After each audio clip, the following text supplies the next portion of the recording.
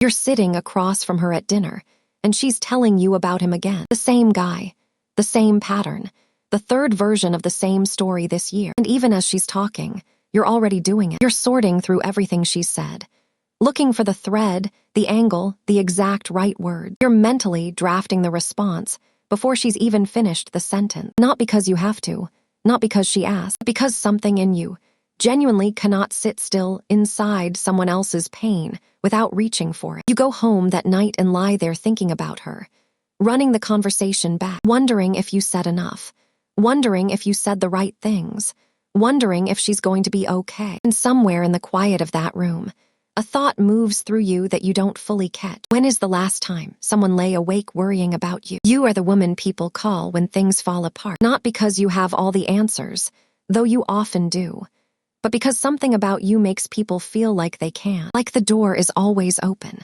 Like the weight they've been carrying alone might be a little lighter if they hand some of it to you. And you take it, every time. You take it and you carry it and you do not complain. You spot the signs before anyone else does. You see the shift in someone's voice, 2 words in, and you know something is wrong. You notice the friend who got quiet at the table, the colleague who smiled just a little too hard. You feel the atmosphere of a room change before anyone has said a single word. And once you see it, you cannot unsee it, so you move toward it. You text first. You check in.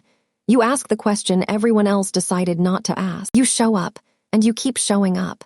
And you do not leave until you are sure they are okay. You are extraordinarily good at this.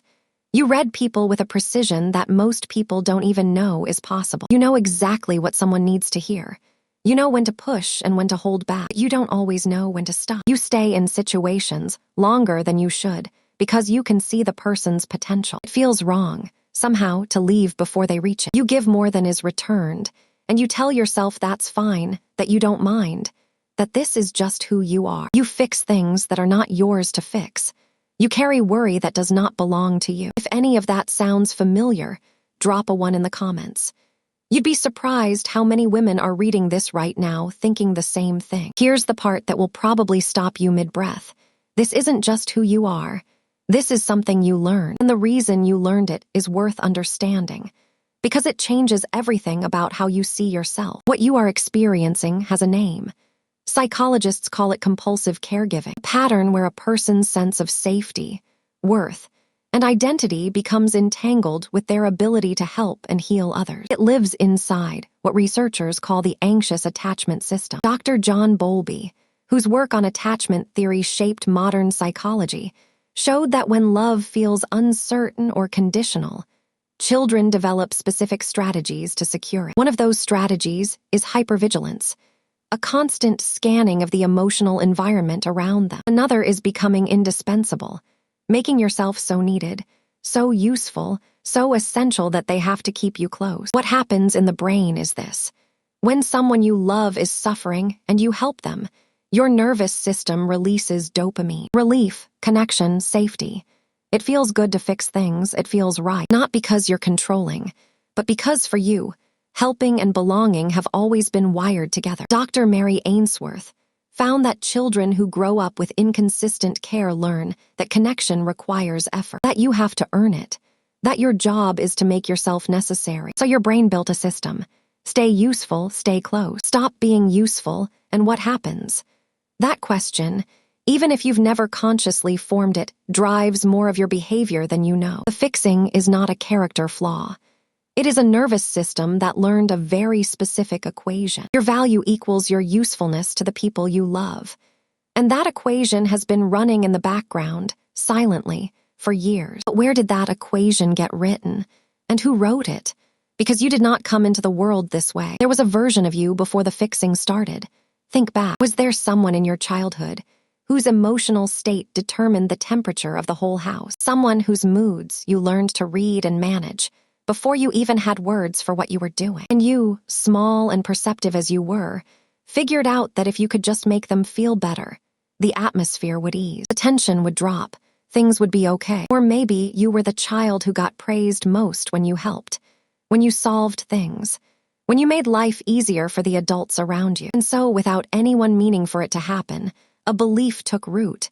My job here is to fix what's broken. Maybe someone important to you was in pain for a long time, and you watched that pain and felt completely powerless. And fixing things became the way you turned powerlessness into purpose. Because doing something, anything, feels better than standing there with nothing. Whatever the shape of it, somewhere along the way you learned that love was not simply given.